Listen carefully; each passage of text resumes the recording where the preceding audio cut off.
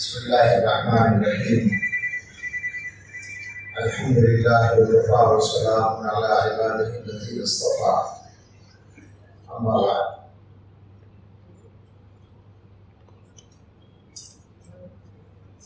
یہ ایک تعلیمی ادارہ ہے اور اپنے کاموں کے اعتبار سے بہت متحرک، ایکٹیو اور بڑا ادارہ ہے۔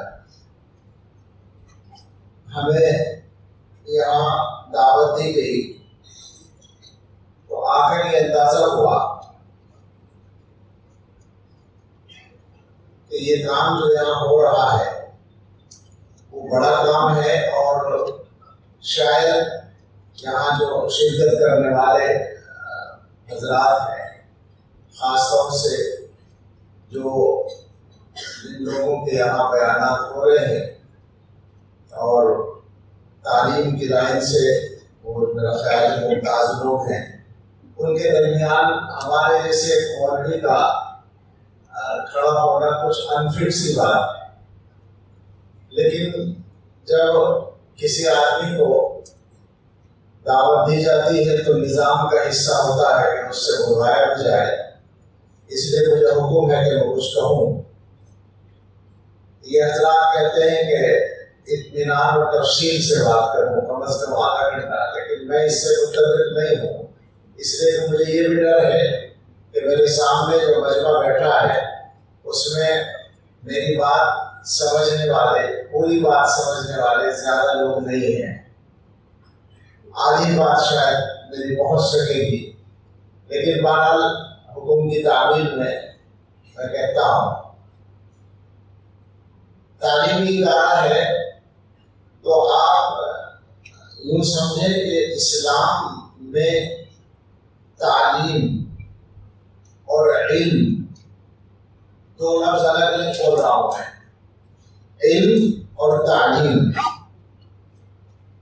اسلام میں علم تو حقیقت میں نام ہے وحی الہی کا، اللہ تعالیٰ کی طرف سے اپنے پیغمبر حضرت محمد رسول اللہ صلی اللہ علیہ وسلم پر جو نازل ہوا قرآن کی شکل میں یا قرآن کے علاوہ جو آپ نے اللہ کی طرف سے بتایا اور سکھایا، حقیقت میں وہ علم ہے۔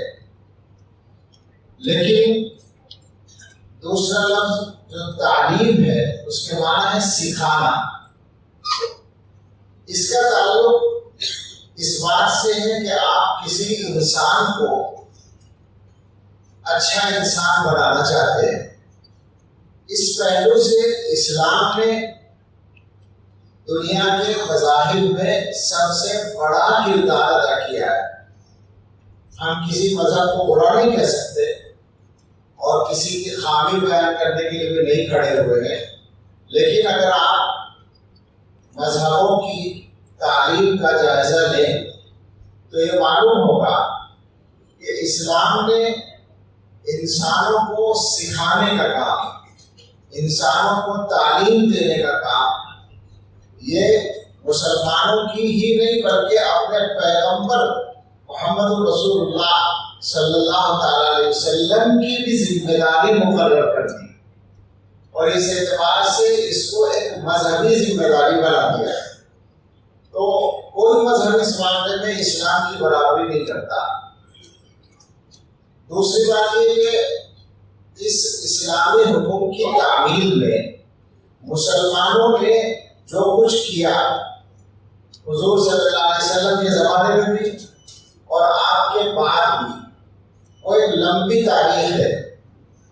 جب مکہ مکرمہ میں تھے تو وہیں سے یہ سکھانے کا سلسلہ شروع ہو گیا تھا، تعلیم دینے کا، اور حضور علیہ السلام خود سکھاتے تھے، پھر آپ سے جن لوگوں نے سیکھا تھا وہ سکھاتے تھے۔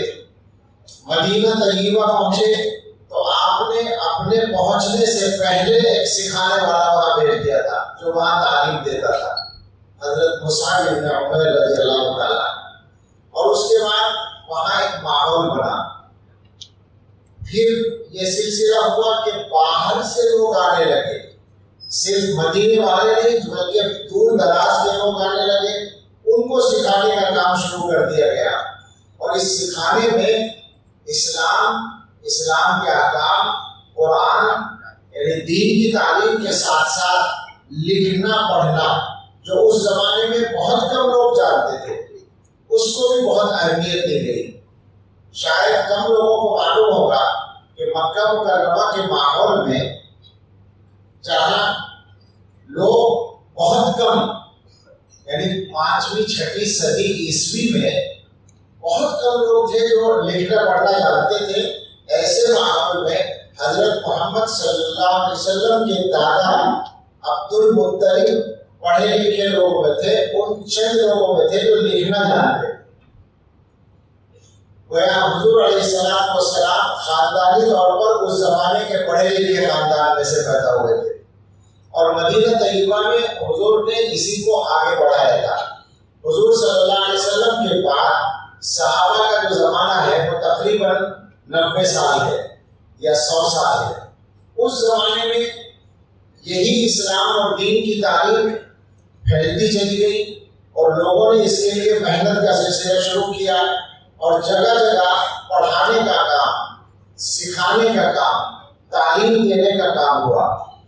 اور اس کے بعد جب 100 برس کا زمانہ گزر گیا تو پھر دوسری قوموں کے جو خاص علم اور فن تھے، فلسفہ تھا، منطق، ریاضی اور اس طرح کے بہت سارے فن، ان کا ٹرانسلیشن ہوا، ترجمہ ہوا، عربی ہونا شروع ہوا، اور وہ چلا سینکڑوں سال، ایک پورا ایک نظام تھا۔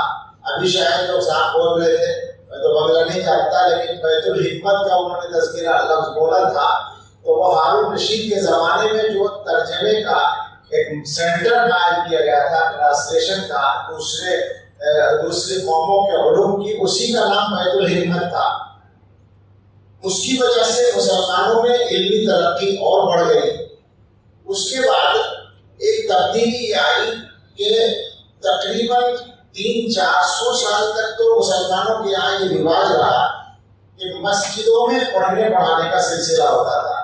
مسلمان معاشرے میں، مسلم سماج میں مسجد کو ساری چیزوں کا سینٹر ہونے کی حیثیت تھی، لہذا وہاں نماز بھی ہوتی تھی، عبادت ہوتی تھی، اور اس کے ساتھ ساتھ تعلیم کا کام بھی مسجد میں ہوتا تھا۔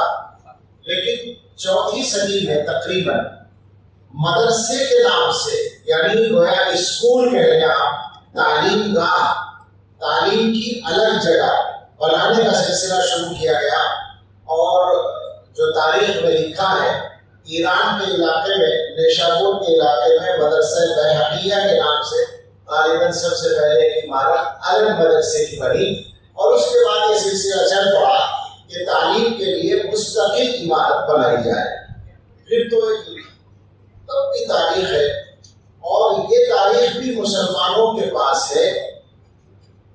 آج کل میں تو ذاتی طور پر بہت زیادہ میرا مطالعہ نہیں ہے، میں اس پوزیشن میں نہیں ہوں کہ کسی کو چیلنج دوں، لیکن جو تاریخی بات ہے وہ یہ ہے کہ مسلمانوں کی ایک یونیورسٹی، جامعہ قربیین، آپ نے شاید اپنے تحریر میں اس کا ذکر بھی کیا ہے، جامعہ زیتون اور جامعہ قربیین کا، تو وہ جو یونیورسٹی قائم ہوئی 4ویں صدی ہجری میں، وہ دنیا کی پہلی یونیورسٹی تھی جس کے اندر مسلمانوں کے مذہبی اور دینی علوم بھی پڑھائے جاتے تھے، اور باقی جو دنیا کے علوم تھے وہ بھی پڑھائے جاتے تھے، اور وہ تعلیم کا اب تک چل رہی ہے۔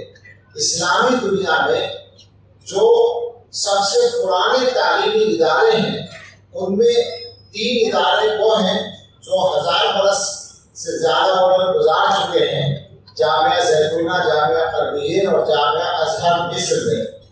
یہ 3 ادارے اپنی لمبی عمر کے اعتبار سے بڑے ہیں، اور چوتھا ادارہ جس کی عمر لمبی اتنی نہیں ہے لیکن اس کے اثرات ان میں سے بعض دوسرے اداروں سے بھی زیادہ ساری دنیا پر پڑے ہیں، وہ دارالعلوم دیوبند ہے۔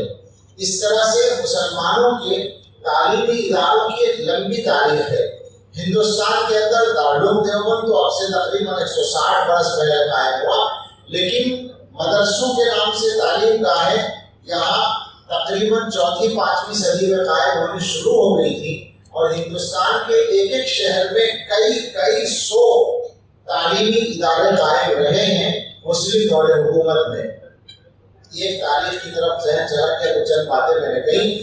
کہنے کا مقصد یہ ہے کہ مسلمان بحیثیت مسلم قوم کے اپنی ایک تاریخ رکھتے ہیں تعلیم کی۔ آج کے زمانے میں اس میدان میں مسلمان پیچھے ہیں، اور اس کا اقرار کرنے میں کوئی تکلف کی ضرورت نہیں ہے، واقعتاً پیچھے ہیں۔ لیکن اگر ایک اور پہلو سے دیکھا جائے تو وہ بھی ذرا قابل غور ہے، اور وہ یہ ہے کہ موجودہ زمانے میں جو تعلیم ہے، جو ایجوکیشن ساری دنیا پر چھائی ہوئی ہے، یہ دور سائنس کا دور ہے، لہٰذا سائنس کی تعلیم اور اس کے مددگار جو فن ہیں ان کی تعلیم دنیا میں رائج ہے۔ دنیا میں پورا سسٹم ہے ایجوکیشن کا، نظام تعلیم ہے، اور وہ تقریباً ساری دنیا میں چل رہا ہے۔ ہمارے لیے اس پہ جو غور کرنے کی اصل بات ہے، ایک طرح سے کیا کہیں گے اس کو ٹرننگ پوائنٹ ہونا چاہیے ہمارے لیے۔ دنیا کا جو تعلیمی نظام اس وقت ہے، اس میں تعلیم کا جو مقصد ہے، وہ مقصد ہمارے لیے ایک غور و فکر کا لمحہ ہے۔ دنیا میں تعلیم کا مقصد ہے انسان کی زندگی کو اچھا بنانا، انسان کی جو ضرورتیں ہیں ان کو اچھے طریقے سے پورا کرنا۔ یعنی یوں کہہ لیں کہ جو انسان کی مادی ضرورتیں ہیں، جو انسان کی جسمانی ضرورتیں ہیں، ان کو بہتر طریقے سے پورا کرنا۔ ایک آدمی کو اچھا روزگار مل جائے، اور اچھا روزگار ملنے کی وجہ سے وہ اپنا گھر اچھا بنا سکے، اچھے کپڑے پہن سکے، دوا علاج اچھا کر سکے، یعنی اپنی جسمانی ضرورتیں آسانی سے پوری کر سکے۔ یعنی دنیا کی زندگی میں وہ ایک گویا آرام کی زندگی اس کی ہو جائے، یہ خلاصہ ہے۔ میں کوئی باقاعدہ حوالوں کے ساتھ بات نہیں کر رہا، میں خلاصہ پیش کر رہا ہوں۔ آپ پڑھیں، لوگوں نے، مفکرین نے جو تعلیم کے مقصد بیان کیے ہیں ان میں یہ سب باتیں شامل ہیں۔ ہم بحیثیت مسلمان ایک دوسری بات کہنا چاہتے ہیں، یہ بات ذہن میں رکھیں، کیونکہ یہاں بہت اچھے ذہین، بنگالی قوم تو ذہین ہوتی ہی ہے، ذہین اور تعلیم یافتہ لوگ موجود ہیں۔ اس نقطے کو اگر آپ میری اردو سمجھ رہے ہو تو ذرا غور سے سنیے گا کہ تعلیم کا جو مقصد ہے، اگر اتنا ہی ہو کہ دنیا کی زندگی اچھی ہو جائے تو یہ کوئی بڑی بات نہیں، یہ کوئی بڑا کام نہیں ہے۔ آپ دیکھ سکتے ہیں کہ دنیا میں بہت سے لوگ ایسے ہیں جو بغیر پڑھے اچھی زندگی گزارتے تھے، آسانی کے ساتھ پیسہ کما لیتے ہیں، پڑھے لکھے نہیں ہوتے، بالکل جاہل ہوتے ہیں، ان پڑھ ہوتے ہیں، انگوٹھا لگاتے ہیں اور کروڑ پتی اور ارب پتی ہوتے ہیں۔ تو اب سوال یہ ہے کہ جو کام تعلیم کے بغیر بھی ہو سکتا ہے، تعلیم کی محنت 20 اور 25 سال لگانے کے بعد وہی حاصل ہوا، تو اس سے کیا بڑی بات مل گئی ہمیں؟ سوچیں اس بات کو۔ تعلیم کا یہ مقصد نہیں ہونا چاہیے۔ تعلیم کا اصل مقصد ہونا چاہیے کہ انسان مطمئن رہ سکے، خوش رہ سکے، اس کا دل سکون سے رہ سکے، یہ اصل مقصد ہو۔ اور یہ مقصد حاصل ہوگا جب انسان اپنے آپ کو پہچانے، اور اپنے آپ کو پہچاننے کی جو منزل ہے، اصل بالکل سمائے کے ساتھ عرض ہے، کسی کی مخالفت نہیں ہے، لیکن اس پر بات صحیح ہے، وہ کہنا ہماری ذمہ داری ہے کہ اس کی جو منزل ہے اپنے کو پہچاننے کی، وہ اپنے مالک کو، اپنے پیدا کرنے والے کو پہچاننا ہے۔ ہم مسلمان ہیں، ہمارا قرآن پر ایمان ہے۔ وہ آیت عام طور سے آپ لوگوں نے پڑھی ہوگی، سنی ہوگی، وَمَا خَلَقْتُ الْجِنَّ وَالْإِنسَ إِلَّا لِيَعْبُدُونِ۔ ترجمہ یہ کرتے ہیں ہم لوگ کہ میں نے انسانوں کو اور جنات کو صرف اس لیے پیدا کیا کہ وہ میری عبادت کریں۔ اب لوگ کہتے ہیں کہ صاحب عبادت کا مطلب ہے کہ ہر وقت نماز پڑھیں، بالکل نہیں۔ قرآن کے سب سے بڑے مفسر ہیں حضرت عبداللہ ابن عباس رضی اللہ تعالیٰ عنہ، انہوں نے تفسیر کی ہے لیعبدون لیعرفون، میں نے پیدا کیا ہے تاکہ مجھے پہچانے۔ اللہ تعالیٰ یہ کہہ رہے ہیں کہ میں نے انسان اور جنات کو پیدا کیا ہے تاکہ مجھے پہچانے۔ تو انسان جب اپنے خالق اور مالک کو پہچانتا ہے تو پھر وہ اپنے آپ کو پہچانتا ہے، اور اس کے بعد جب وہ زندگی گزارتا ہے تو اس کی زندگی میں دوسروں کے ساتھ ناانصافی نہیں ہوتی، وہ سارے انسانوں کے ساتھ اچھا برتاؤ کرتا ہے، وہ پیسہ کماتا ہے تو ایمانداری سے کماتا ہے، وہ کسی کے ساتھ وقت گزارتا ہے تو اس کے لیے وہ ایک اچھا ساتھی ثابت ہوتا ہے۔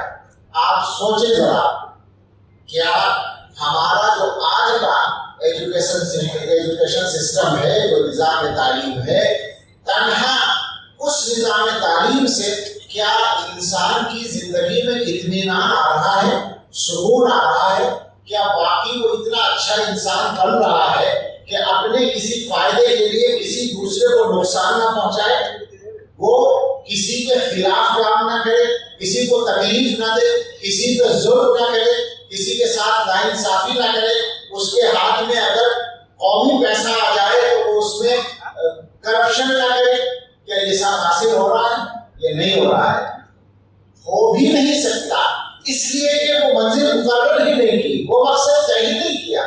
انہوں نے تو مقصد کچھ اور بڑا رکھا ہے، وہاں مقصد یہ بتایا گیا کہ تمہیں اچھی زندگی گزارنی ہے۔ اب ایک آدمی دیکھتا ہے کہ مجھے اچھی زندگی گزارنے کے لیے کرپشن کرنے کی ضرورت ہے، وہ کرپشن کرتا ہے آسانی کے ساتھ۔ اگر صحیح مقصد سے اس نے پڑھا ہوتا تو وہ اپنی زندگی اچھی کرنے کے لیے دوسروں کا حق نہ مارتا، وہ غبن نہ کرتا، وہ پیسے کو خورد برد نہ کرتا، وہ ناانصافی نہ کرتا، وہ ظلم نہ کرتا، وہ دہشت گردی نہ کرتا، اگر صحیح مقصد اس کے سامنے ہوتا۔ لیکن صحیح مقصد متعین کرنے میں یہ دنیا، ہم چھوٹے لوگ ہیں، صاف بات ہے، لیکن ہماری جو ذمہ داری ہے وہ کہیں گے یہ دنیا اب تک دھوکہ کھا رہی ہے۔ مسلمانوں کی ذمہ داری ہے کہ وہ دنیا کو صحیح مقصد بتائیں، علم کا اور تعلیم کا، لوگوں کو بتائیں کہ تعلیم کا اصل مقصد کیا ہو سکتا ہے، اصل منزل کیا ہو سکتی ہے، اور کون سی تعلیم ہو سکتی ہے، کون سا نظام ہو سکتا ہے جو انسان کو اچھا انسان بنائے۔ اصل منزل یہ ہو سکتی ہے کہ آدمی اچھا انسان ثابت ہو، دنیا کے اندر رہ کر وہ اچھی زندگی خود بھی گزارے اور اپنے دوسرے بھائیوں کی زندگی اچھی بنانے کے لیے کوشش کرے۔ یہ نظام تعلیم اگر اس مقصد کے مطابق چلے تو انشاءاللہ اس کا فائدہ ہوگا۔ ہمارے جو اسکول چل رہے ہیں، کالج چل رہے ہیں اور جو تعلیمی ادارے چل رہے ہیں، آپ کا ادارہ تو ماشاءاللہ مجھے لگتا ہے کہ بہت کامیاب ہے، بڑا ہے، یہاں تعداد بھی بہت ہے۔ مسلمانوں کے مختلف علاقوں میں اس وقت اسی انداز سے کوششیں ہو رہی ہیں۔ ہمارا جو یہ جو بیچ کا وقفہ گزرا ہے تعلیم کے اعتبار سے، اس میں ہم پیچھے رہے ہیں، اور اس میں اتنا بڑا جرم نہیں ہے ہمارا، بلکہ حالات نے ہمیں وہاں پہنچایا ہے۔ اصل بات کیا ہے کہ دنیا میں تقریباً 400-500 سال جو گزرے ہیں، ان میں مذہب کو عام زندگی سے الگ کرنے کے لیے محنت ہوئی ہے۔ 15ویں صدی کی بات ہوگی میرا خیال ہے، جب کلیسا کا اور سائنس کا جھگڑا ہوا تھا اور سائنسدانوں کو پھانسیاں دی گئی تھی کلیسا کے فتوے کی بنیاد پر، تو اس وقت میں ان کے حاکموں نے یہ سمجھ لیا تھا کہ مذہب کے ساتھ ہماری سیاست نہیں چل سکتی اور ہمارا مذہب ہماری حکومت میں ہماری مدد نہیں کر سکتا، تو انہوں نے مذہب کو سیاست سے الگ کرنے کا فیصلہ کیا تھا۔ لیکن آپ ذرا غور سے سنیں اس کو، یہ بات سمجھ لیں کہ یہ ان کی مجبوری تھی، جس مذہب کے لوگوں نے یہ کام کیا تھا ان کی مجبوری تھی۔ یہ ہوا تھا عیسائی مذہب والوں کے یہاں، تو عیسائیوں کا مذہب ان کی سیاست میں ان کا ساتھ نہیں لے سکتا تھا، لہٰذا وہ مجبور تھے مذہب کو الگ کرنے پر۔ ہمارا مذہب ایسا نہیں ہے، ہمارا مذہب سیاست میں بھی ہمارا ساتھ دیتا ہے، تجارت میں بھی ہمارا ساتھ دیتا ہے، دنیا کی زندگی میں آنے والے ہر معاملے اور مسئلے میں ہمارا ہاتھ پکڑ کے چلتا ہے. تو ہمیں تعلیم سے مذہب کو الگ کرنے کی ضرورت نہیں. انہوں نے چونکہ سیاست سے الگ کر دیا تو تعلیم سے خود بخود الگ ہونا ہی تھا. لہذا میں اپنی بات کو سمیٹتا ہوں اور یہ کہتا ہوں کہ مسلمانوں کو اپنے تعلیمی ادارے چلانے ہیں. مسلمانوں کے تعلیمی ادارے دو طرح کے ہیں. ایک تو ہمارے مدرسے ہیں خالص دینی تعلیم کے مدرسے. ان کو کیا کرنا ہے اور کیا کیا تبدیلی لانے کی ضرورت ہے وہ ہمارا الگ موضوع ہے, اس پہ ہم بات کر رہے ہیں. لیکن جہاں ہم کھڑے ہیں مسلمانوں کے اسکول, مسلمانوں کے کالج یا مسلمان اگر یونیورسٹی قائم کر سکیں تو وہ مسلمان جب یہ والے تعلیمی ادارے قائم کریں تو وہاں مسلمان اپنے مذہب کی مدد سے اپنے بچوں کو اچھا انسان بنا کر دکھائیں اور دنیا کو بتائیں کہ تعلیم کا سیدھا اور صحیح مقصد یہ ہے, اور اس مقصد کے مطابق جب ہم بچوں کو تیار کرتے ہیں تو یہ اتنے اچھے شہری تیار ہوتے ہیں. یہ ہماری ذمہ داری ہے. ہم اپنے بچوں کے لیے بھی تعلیم مہیا کریں اور زیادہ سے زیادہ بچوں کو تعلیم یافتہ بنانے کی محنت اور فکر کریں, اور دنیا کے سامنے ایک رول ماڈل پیش کرتے ہیں کہ دیکھو صحیح انسان صحیح تعلیم سے تیار ہوتا ہے, اور صحیح تعلیم وہ ہے جس میں اس کو پہلے انسان بننا سکھایا جاتا ہے. ہمارے پاس اس کے لیے پورا بیس موجود ہے ہمارے مذہب کی روشنی میں. اس کو سامنے رکھتے ہوئے ہم کام کریں گے تو انشاءاللہ ہمیں امید ہے کہ ہمارا کام بھی اچھا ہوگا اور دنیا کا بھی ہم فائدہ کر سکیں گے. مبارکباد پیش کرتے ہیں کہ آپ ایک کامیاب تعلیمی ادارہ چلا رہے ہیں. اللہ تعالیٰ مدد کرے آپ کی اور آپ کے ادارے کو ترقی دے, اور آپ کے یہاں سے جو نسلیں تیار ہو رہی ہیں اللہ تعالیٰ ان کا مستقبل روشن کرے. آمین. وآخر دعوانا الحمدللہ.